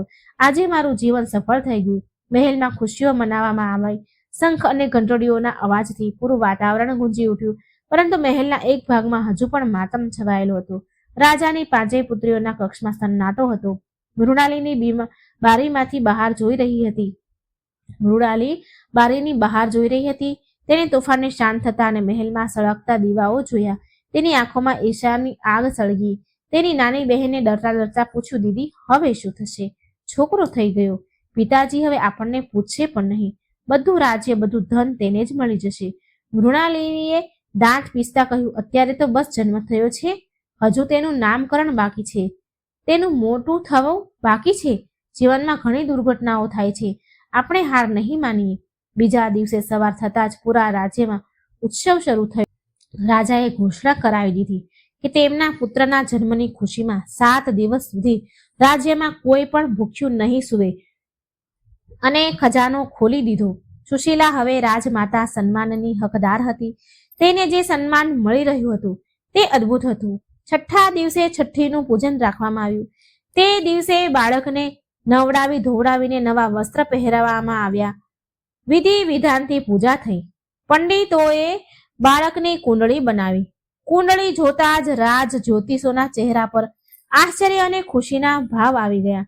તેમણે રાજાને કહ્યું, મહારાજ, આ બાળક ચક્રવર્તી સમ્રાટ બનશે. આના ગ્રહ નક્ષત્ર બતાવે છે કે આના પર ગુરુદેવ, બૃહસ્પતિ અને ભગવાન વિષ્ણુની વિશેષ કૃપા છે. આનો યશ ચારે દિશાઓમાં ફેલાશે. રાજા જ્યોતિષની વાત સાંભળીને રાજાની છાતી ગર્વથી પહોળી થઈ ગઈ. પરંતુ ત્યારે જ જ્યોતિષે એક ચેતવણી પણ આપી. તેમણે કહ્યું, પરંતુ મહારાજ, કુંડળીમાં એક દોષ પણ છે. આ બાળકના જીવનના શરૂઆતી અમુક વર્ષો ખૂબ જ સંકટપૂર્ણ રહેશે. આના પોતાના જ નજીકના લોકો આના પ્રાણના શત્રુ બનશે. આને આગ અને પાણીથી વિશેષ ખતરો છે. રાજા વિક્રમાદિત્યની ચિંતા ફરીથી જાગી ઉઠી. તેમને તરત જ તે ઘટનાઓની યાદ આવી કે જે સુશીલાના ગર્ભાવસ્થા દરમિયાન ઘટી હતી. સીડીઓ પર તેલ, ડરામણી ઢીંગલી. રાજા સમજી ગયા ખતરો હજુ પણ ટળ્યો નથી. તેમણે નક્કી કર્યું કે તેઓ પોતાના દીકરાને એક પળ માટે પણ પોતાની આંખોથી દૂર નહીં થવા દે. બીજી બાજુ રાજકુમારીઓ પણ આ બધું સાંભળી રહી હતી. જ્યારે તેમણે આગ અને પાણીવાળી વાત સાંભળી તો મૃણાલીના દિમાગમાં એક શેતાની યોજનાએ જન્મ લીધો. તેણે વિચાર્યું, સારું, તો આગ અને પાણીથી ખતરો છે તો કેમ ના આપણે આને જ હથિયાર બનાવીએ. થોડા દિવસ વીત્યા. સુશીલા પોતાના દીકરાની દેખભાળમાં મગ્ન હતી. તેને પ્રેમથી ગોપાલ બોલાવતી હતી. એક દિવસ બપોરનો સમય. સુશીલા પોતાના કક્ષમાં ગોપાલને સુવડાવી સ્નાનાગારમાં સ્નાન કરવા ગઈ. ગોપાલ પારણામાં સૂઈ રહ્યો હતો. કક્ષની બહાર પહેરેદાર હતા, પરંતુ કક્ષની અંદર એક પાછલા દરવાજાથી જે દાસીઓના આવવા જવા માટે હતો ત્યાંથી એક પડછાયો અંદર દાખલ થયો. આ સાયો મૃણાલિની સૌથી વિશ્વાસપાત્ર દાસીનો હતો. તેણે પોતાનો ચહેરો ઢાંક્યો હતો. તેના હાથમાં એક પોટલી હતી. તેણે જોયું કે ગોપાલ ગાઢ નિંદ્રામાં છે. તેણે જલ્દીથી પોટલી ખોલી. તે પોટલીમાં વીંછી હતો, ઝેરી કાળો વીંછી. મૃણાલિની યોજના હતી કે તે વીંછી બાળકને ડંખ મારી દે છે અને બધાને લાગશે કે આ એક દુર્ઘટના હતી. દાસીએ કામતા હાથોથી તે વીંછીને પારણામાં છોડી દીધો. વીંછી ધીરે ધીરે સરકતા નાનકડા ગોપાલ તરફ વધવા લાગ્યો. દાસી ત્યાંથી ચૂપચાપ નીકળી ગઈ. સુશીલા હજુ પણ સ્નાન જ કરી રહી હતી. પહેરેદાર બહાર પહેરો ભરી રહ્યા હતા. અંદર નાનકડો ગોપાલ મોતના મોઢામાં એકલો હતો. એ કાળો વીંછી ગોપાલના કોમળ પગ પાસે પહોંચી ગયો. નાનકડા ગોપાલના પારણામાં મોત સરકી રહ્યું હતું. તે કાળો અને ઝેરીલો વીંછી પોતાની પૂંછડી ઉઠાવી બિલકુલ તૈયાર હતો ડસવા માટે. ગોપાલનો કોમળ હાથ તે વીંછીની ઠીક સામે. એક પળની વાર અને અનર્થ થઈ જાત. પરંતુ કહેવાય છે ને કે ઝાંકો રાખે સાહિયા માર શકે ના કોઈ. જેનો એ રામ રાખે એને કોણ ચાખે. જે બાળકની રક્ષા સ્વયં બૃહસ્પતિ દેવ અને જગતના પાલનહાર ભગવાન વિષ્ણુ કરી રહ્યા હોય તેને કાળ પણ કેવી રીતે અડી શકે. પારણાની અંદર ગોપાલ ઊંઘમાં જ પોતાનો હાથ હલાવ્યો. તેનો હાથ સીધો વીંછી ઉપર નહીં પરંતુ વીંછીની ઠીક બાજુમાં પડેલા એક નાનકડા રમકડા પર જઈ વાગ્યો. રમકડું ગબડીને વીંછી સાથે ટકરાયું. વીંછી આ અચાનક થયેલી હલચલથી ગભરાઈ ગયો અને તેને પોતાનો ડંખ તે રમકડા પર જ મારી દીધો. રમકડા સાથે ટકરાઈને વીંછીનું સંતુલન બગડી ગયું અને તે પારણાની કિનારી પરથી લપસતો નીચે જમીન પર પડ્યો. તે જ ક્ષણે સ્નાનગરમાંથી સુશીલાને એક ખૂબ જ અજીબ ગભરામણ મહેસૂસ થઈ. તેનું દિલ જોર જોરથી ધડકવા લાગ્યું. તેને લાગ્યું કે જાણે તેનો દીકરો પોકારી રહ્યો છે. તે ભીના વાળમાં જ પૂરી રીતે તૈયાર થયા વગર દોડતી પોતાના કક્ષ તરફ આવી. જેવો તેણે કક્ષનો દરવાજો ખોલ્યો તેની નજર પેલા પડેલા કાળા વીંછી ઉપર પડી. સુશીલાના મોઢામાંથી એક જોરદાર ચીસ નીકળી. ગોપાલ! સુશીલા પોતાના જીવનની પરવાહ કર્યા વગર સીધા પારણા તરફ દોડી. તેણે જોયું કે વીંછી પારણાના પાયા પર ચડવાની કોશિશ કરી રહ્યો હતો. સુશીલાએ તરત જ ગોપાલને ખોળામાં ઉઠાવી લીધો અને પોતાની છાતીએ લગાવી લીધો. ગોપાલ જે અત્યાર સુધી સૂઈ રહ્યો હતો, માની ચીસ અને અચાનક ઉઠવાથી એ જાગી ગયો. જોર જોરથી રડવા લાગ્યો. સુશીલાની ચીસ સાંભળીને બહાર ઉભેલા પહેરેદાર ભાલા લઈને અંદર આવ્યા. તેમણે જમીન પર પડેલા ઝેરીલા વીંછીને જોયો. પહેરેદારોએ તરત જ પોતાની તલવાર અને જૂતાથી તે વીંછીને મારી નાખ્યો. કક્ષમાં શોર સાંભળીને રાજા વિક્રમાદિત્ય અને રાણી દેવ્યાની પણ ત્યાં આવ્યા. જ્યારે રાજાએ મરેલા વીંછીઓને જોયા તો તેમનો ચહેરો ક્રોધથી લાલચોળ થઈ ગયો. તેમણે ગર્જના કરતા પૂછ્યું, આ કેવી રીતે થયું? ત્યાં આ ઝેરીલો વીંછી કેવી રીતે આવ્યો? આ કોઈ દુર્ઘટના નથી, આ એક હુમલો છે. રાજાએ તરત કક્ષની બારીકીથી તલાશ લેવાનો આદેશ આપ્યો. સૈનિકોએ ખૂણે ખૂણા તપાસ્યા. ત્યારે જ એક સૈનિકે ઓરડાના પાછલા દરવાજા પાસે એક રેશમી કપડું મળ્યું. તેને જોયું, જેના પર થોડીક અજીબ ગંધ આવી રહી હતી. આ એ જ કપડું હતું જેમાં દાસી વીંછીઓને લપેટીને લાવી હતી. ઉતાવળમાં તે કપડું ત્યાં જ પડી ગયું હતું. રાજાએ તે કપડાને સૂંઘ્યું. તેમાંથી જંગલની ભીની માટી અને મરેલા જાનવર જેવી બદબુ આવી રહી હતી. રાજા સમજી ગયા કે આ કામ કોઈ બહારનાનું નથી. કોઈ છે જે મહેલના રસ્તાઓને જાણે છે અને જેને એ પણ ખબર હતી કે સુશીલા ક્યારે સ્નાન કરવા જાય છે. રાજાએ પોતાની તલવાર કાઢી. આજે હું તે નાગિનને શોધી જ કાઢીશ જે મારા દીકરાને ડંખ મારવાની કોશિશ કરે છે. પરંતુ મૃણાલિની ખૂબ જ ચાલાક હતી. તેણે પોતાની તે દાસીને જેણે આ કામ કરાવ્યું હતું પહેલેથી જ મહેલથી દૂર પોતાના મોસાળ મોકલી દીધી અને આ અફવા ફેલાવી દીધી હતી કે તે દાસી બીમાર છે. જ્યારે રાજાએ પૂછપરછ કરી તો કોઈ સુરાગ હાથ ન આવ્યો. એકવાર ફરી અપરાધી બચી નીકળ્યો, પરંતુ રાજાની ઊંઘ હવે હરામ થઈ ચૂકી હતી. આ ઘટના પછી રાજા વિક્રમાદિત્યએ ગોપાલની સુરક્ષા હજુ કડક કરી. હવે સુશીલાના કક્ષની બહાર માત્ર રાજાના સૌથી વિશ્વસનીય અંગરક્ષક જ ઊભા રહેતા. કોઈ પણ દાસી કે સેવકને સીધા બાળકની પાસે જવાની અનુમતિ ન હતી. ખાવાનું પણ પહેલા રાજા કે રાણી દેવ્યાની ચાખે, ત્યારબાદ જ સુશીલાને આપવામાં આવે, જેથી દૂધના માધ્યમથી બાળક સુધી ઝેર ન પહોંચે. સમયનું પૈડું ફરતું રહ્યું. ભગવાન વિષ્ણુની કૃપાથી ગોપાલ ધીરે ધીરે મોટો થયો. તે બાળપણથી તે બધી બાધાઓને પાર કરતો ગયો જે તેની સાવકી બહેનો તેને મારવા માટે ઊભી હતી. ક્યારેક તેના રમકડામાં કાચ ભેળવી દેવામાં આવતા, તો ક્યારેક તેના રસ્તામાં કાંટા પાથરી દેવામાં આવતા, પરંતુ દરેક વખતે કોઈને કોઈ ચમત્કાર થતો અને ગોપાલ બચી જતો. ક્યારેક તે કાંટાઓને જોઈને રસ્તો બદલી લેતો, તો ક્યારેક કાચવાળું રમકડું તેના હાથમાં આવતા પહેલા તૂટી જતું. જોત જોતામાં 7 વર્ષ વીતી ગયા. હવે ગોપાલ 7 વર્ષનો એક ખૂબ જ સુંદર બુદ્ધિમાન બાળક બની ચૂક્યો હતો. તેના ચહેરા પર એવું જ તેજ હતું કે જે પણ તેને જોવે બસ જોતું જ રહે. તેણે ગુરુકુળ જવાનું શરૂ કરી દીધું. તે પોતાની ઉંમરના બાળકોથી ક્યાંય વધારે સમજદાર હતો. તેને રામાયણ અને મહાભારતની વાર્તાઓ મોઢે યાદ હતી. સૌથી મોટી વાત, તેનામાં પોતાની માં સુશીલાની જેમ જ ભક્તિના સંસ્કાર હતા. તે દર ગુરુવારે પોતાની મા પાસે બેસીને ભગવાન વિષ્ણુની પૂજા કરતો અને વ્રતની કથા મોટા ચાવથી, ઈચ્છાથી સાંભળતો. બીજી બાજુ રાજાની 5 પુત્રીઓ હવે યુવાન થઈ ચૂકી હતી, પરંતુ તેમના મનમાં મેલ અત્યાર સુધી ધોવાયો ન હતો. મૃણાલિની હવે હજુ વધારે ઈર્ષાળુ અને ક્રૂર થઈ ચૂકી હતી, પરંતુ તેના મનનો મેલ અત્યાર સુધી ધોવાયો ન હતો. મૃણાલી વધારે ઈર્ષાળુ અને ક્રૂર થઈ ગઈ. ગોપાલની વધતી લોકપ્રિયતાને એને ખૂંચતી હતી. પ્રજા ગોપાલને અત્યારથી જ પોતાના ભાવિ રાજા માનીને પૂજવા લાગી. જ્યારે પણ ગોપાલ નગર ભ્રમણ કરવા નીકળે, લોકો તેના પર ફૂલોની વર્ષા કરે. આ બધું જોઈ મૃણાલીનું લોહી ઉકળતું હતું. એક દિવસ મૃણાલી પોતાની બહેનોને પોતાના કક્ષમાં બોલાવી. તેણે કહ્યું, બહેનો, 7 વર્ષ થઈ ગયા. આપણે દરેક રીત અપનાવી લીધી, પરંતુ તે છોકરાનો વાળ વાંકો ન થયો. તે દિવસે દિવસે વધુ મજબૂત થતો જઈ રહ્યો છે. પિતાજી તો હવે આપણને જોતા પણ નથી. તેમની દુનિયા બસ ગોપાલ સુધી જ સીમિત થઈ રહી છે. જો આપણે જલ્દી કંઈ નહીં કરીએ તો ખૂબ મોડું થઈ જશે. વચલી બહેને નિરાશ થઈને કહ્યું, પરંતુ દીદી, આપણે કરી પણ શું શકીએ? એના પર તો જાદુ ટોણા પણ અસર નથી કરતા. હવે તો તે મોટો થઈ ગયો છે, પોતાની રક્ષા જાતે કરી શકે છે. મૃણાલીની આંખોમાં એક શેતાની ચમક હતી. તેણે કહ્યું, યાદ રાખજે.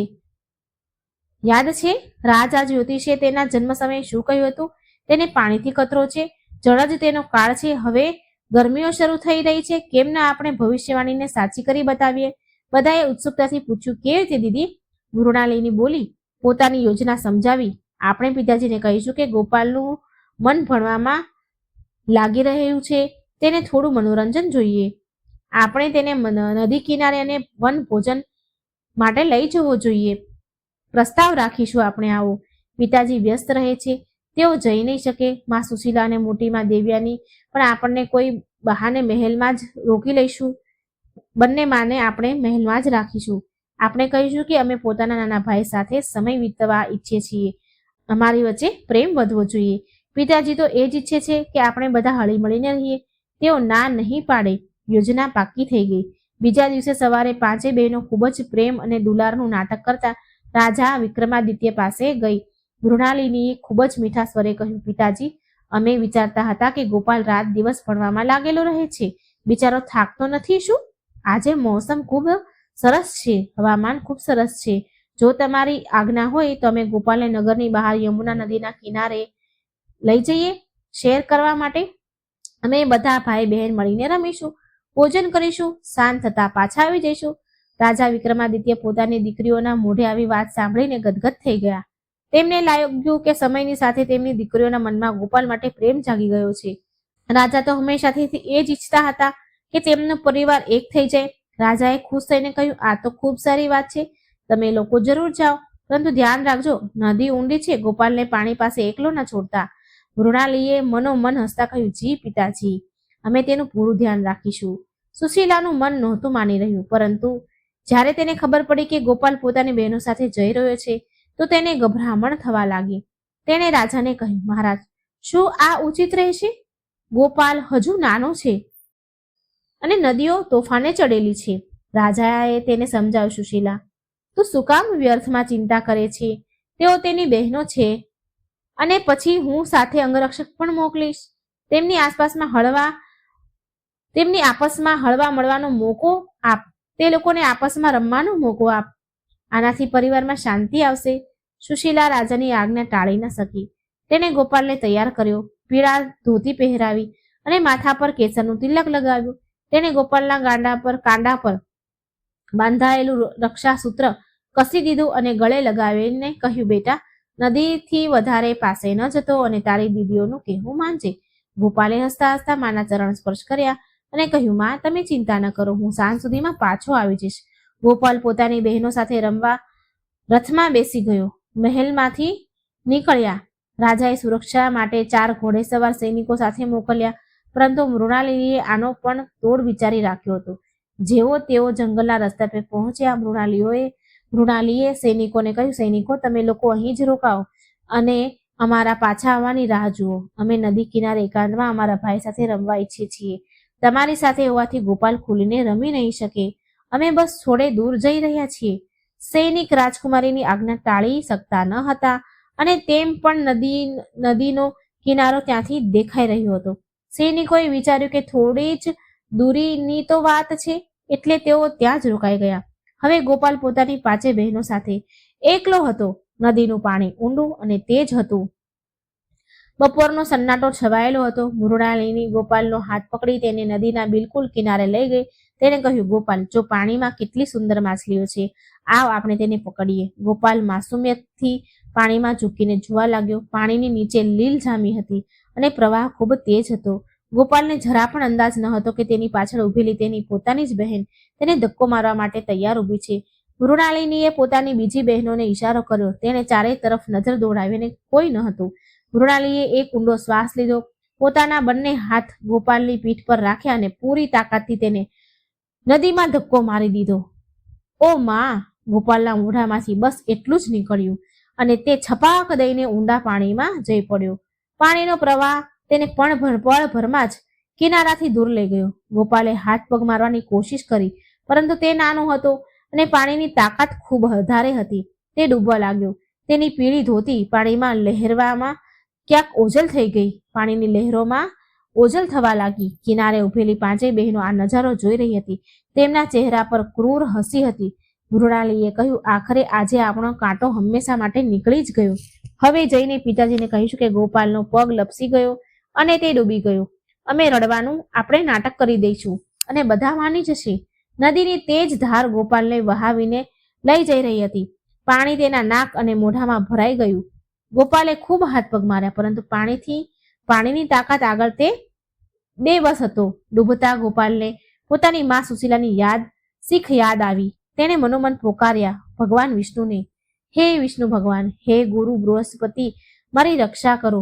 ત્યારે એક ચમત્કાર થયો. નદીમાં ક્યાંકથી કેળાના ઝાડનું એક ખૂબ મોટું થડ તણાતું આવી ગયું.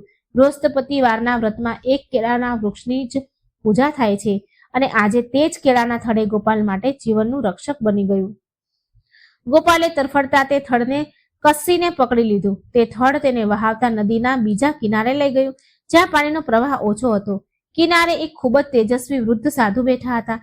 તેના ચહેરા પર સૂર્ય સમાન તેજ હતું અને તેમના પીળા વસ્ત્ર ધારણ કરેલા હતા. હકીકતમાં તેઓ બીજા કોઈ નહીં, પરંતુ સ્વયં દેવગુરુ બૃહસ્પતિ હતા, જે એક સાધુના વેશમાં પોતાના નાનકડા ભક્તની રક્ષા માટે આવ્યા હતા. તેમણે ગોપાલને પાણીમાંથી બહાર કાઢ્યો, તેની પીઠ થપથપાવી પાણી બહાર કાઢ્યું અને તેને હોશમાં લાવ્યો. બીજી બાજુ 5 બહેનો રડવા ધોવાનું નાટક કરતી સૈનિકો પાસે પહોંચી. મૃણાલી મગરના આંસુ વહેડાવા લાગી. અનર્થ થઈ ગયું. ગોપાલનો પગ લપસી ગયો અને તે નદીમાં ડૂબી ગયો. અમે તેને બચાવવાની ખૂબ કોશિશ કરી, પણ પ્રવાહ ખૂબ જ હતો પાણીનો. સૈનિકોના તો હાથ પગ ફૂલી ગયા. તેઓ હાંફતા ફાફતા થઈને મહેલ તરફ ભાગ્યા. જ્યારે આ ખબર રાજા વિક્રમાદિત્ય અને રાણી સુશીલા સુધી પહોંચી તો મહેલમાં કોહરામ મચી ગયો. રાજા પોતાના રથ પર સવાર થઈ ગાંડાની જેમ, પાગલોની જેમ નદી તરફ દોડ્યા. સુશીલા પણ ખુલ્લા પગે તેની પાછળ દોડી વિલાપ કરી રહી હતી, મારા પ્રભુ, આવું ન કરી શકો તમે. મારો ગોપાલ મને છોડીને ન જઈ શકે. નદી કિનારે પહોંચીને રાજાએ જોયું કે તેમની દીકરીઓ રડવાનું નાટક કરી રહી છે. રાજા નદીમાં કૂદવાના છતાં ત્યારે જ તેમની નજર બીજા કિનારા પર પડી. ત્યાં તેમણે જોયું કે એક સાધુ ગોપાલનો હાથ પકડીને ઊભા છે અને ગોપાલ બિલકુલ સુરક્ષિત છે. રાજા અને સુશીલા નાવ લઈને ઉડી લઈ તરત તે પાર ગયા, સામે પાર. ગોપાલને જીવિત જોઈને સુશીલાએ તેને છાતીએ લગાવ્યો અને ધ્રુસકે રડવા લાગી. રાજા એ સાધુના ચરણોમાં પડી ગયા અને પ્રણામ કર્યા અને કહ્યું, હે મહાત્મા, તમે કોણ છો? તમે મારા પુત્રને નવું જીવન આપ્યું છે. સાધુ હસીને બોલ્યા, રાજન, જીવન આપવા વાળો હું કોણ હોઉં છું? જેની રક્ષા સ્વયં હરિ કરે તેને કોઈ મારી નથી શકતું. પરંતુ આજે તારા ઘરનું એક કડવું સત્ય તારી સામે આવું જરૂરી છે. સાધુએ રાજાની 5 દીકરીઓ તરફ ઇશારો કરતા કહ્યું, આ બાળક લપસ્યો ન હતો, પરંતુ આને જાણી જોઈને મોતના મોઢામાં ધકેલવામાં આવ્યું હતું, અને આ કામ બીજા કોઈએ નહીં, તારી આ 5 પુત્રીઓએ કર્યું છે.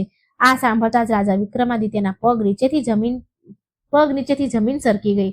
તેમણે પોતાની દીકરીઓ તરફ જોયું. સાધુના તેજ અને પોતાની ચોરી પકડાઈ જવાથી ડરથી 5 બહેનો કાપવા લાગી. તેઓ ઘૂંટણીએ પડી ગઈ અને સાચું કબૂલ કરી લીધું. મૃણાલિની રડતા રડતા બોલી, પિતાજી, અમને માફ કરી દો. ઈર્ષાએ અમને આંધળા કરી દીધા હતા. અમે ડરી ગયા હતા કે ગોપાલના આવવાથી અમારું મહત્વ ઘટી જશે કા ખતમ થઈ જશે. રાજાનો ક્રોધ જ્વાળામુખીની જેમ ફાટ્યો. તેમણે તલવાર ખેંચી લીધી અને કહ્યું, તમને દીકરી કહેતા પણ મને શરમ આવે છે. તમે પોતાના જ નાના ભાઈનો જીવ લેવાની કોશિશ કરી. આના માટે માત્ર એક જ સજા છે, મૃત્યુદંડ. રાજા વાર કરવાના જ હતા છોકરીઓ ઉપર કે સુશીલાએ રાજાના હાથ પકડી લીધા. સુશીલાએ કહ્યું, નહીં મહારાજ, રોકાઈ જાઓ. આજે બૃહસ્પતિવારનો પવિત્ર દિવસ છે. આજના દિવસે હિંસા ન થવી જોઈએ. અને જુઓ, આપણો ગોપાલ સુરક્ષિત છે. ભગવાને આપણી લાજ રાખી લીધી છે. જો ભગવાન આમને જીવિત રાખી શકે છે, તો આપણે આ લોકોનો મારવાનો શું અધિકાર છે? આપણે ન મારી શકીએ. આમને ક્ષમા કરી દો. આમનો પશ્ચાતાપ જ આમની સૌથી મોટી સજા છે. સુશીલાની આ દયાળુતા જોઈને સાધુ રૂપી દેવગુરુ બૃહસ્પતિ પ્રસન્ન થયા.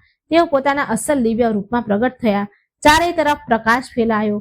બધા નતમસ્તક થઈને પ્રણામ કર્યા. દેવગુરુ બૃહસ્પતિએ કહ્યું, રાજન, તારી પત્ની સુશીલાની ભક્તિ અને ક્ષમાશીલતા મહાન છે. આના જ પુણ્ય પ્રતાપથી આજે તારો પુત્ર જીવિત છે અને તારો પરિવાર તૂટવાથી બચી ગયો છે. જે મનુષ્ય બૃહસ્પતિવારનું વ્રત કરે છે, ચણાની દાળ અને ગોળથી વિષ્ણુ ભગવાનનો ભોગ લગાવે છે અને કેળાના વૃક્ષની પૂજા કરે છે, તેના જીવનમાં ક્યારેય અકાળ મૃત્યુ નથી થતું અને તેના ઘરમાં સદા લક્ષ્મીજી વાસ કરે છે. ભગવાનના દર્શન પામીને 5 બહેનોનું હૃદય પરિવર્તન થઈ ગયું. તેમણે સુશીલા અને ગોપાલના પગમાં પડીને માફી માંગી. સુશીલાએ તેમને ગળે લગાવ્યા અને પોતાની દીકરીઓની જેમ સ્વીકાર કરી. ત્યારબાદ રાજા વિક્રમાદિત્ય પોતાના પૂરા પરિવારની સાથે ખુશી ખુશી મહેલ પાછા ફર્યા. મૃણાલી અને એની બહેનોએ ઈર્ષા ત્યાગી દીધી અને તેઓ પણ હવે નિયમથી બૃહસ્પતિવારનું વ્રત કરવા લાગી. થોડા વર્ષો પછી ગોપાલ મોટો થયો, એક મહાન અને ન્યાયપ્રિય રાજા બન્યો. તેના રાજ્યમાં પ્રજા ખૂબ સુખી હતી અને ઘરમાં ભગવાન વિષ્ણુ અને બૃહસ્પતિ દેવની પૂજા થવા લાગી. આ કથા આપણને શીખ આપે છે કે જો રામ રાખે એને કોઈ ન ચાખે. ઈશ્વરની ભક્તિમાં એ શક્તિ છે જે મોતને પણ માત આપી શકે છે. ઈર્ષા મનુષ્યનો વિનાશ કરે છે, જ્યારે ક્ષમા અને પ્રેમથી શત્રુ પણ મિત્ર બની જાય છે. બૃહસ્પતિવાર વ્રત કરવાથી મનુષ્યની બધી મનોકામના પૂરી થાય છે અને જીવનના બધા કષ્ટ સંકટ દૂર થઈ જાય છે. ઓમ જય બૃહસ્પતિ દેવ. મિત્રો, આ હતી ગુરુવારની બૃહસ્પતિ દેવની કથા. જો તમને વિડીયો સારો લાગે તો લાઈક કરજો, શેર કરજો અને આ ચેનલને સબસ્ક્રાઇબ કરવાનું ભૂલશો નહીં. કોમેન્ટ બોક્સમાં ભગવાનનું નામ જરૂર લખજો. જય શ્રી કૃષ્ણ.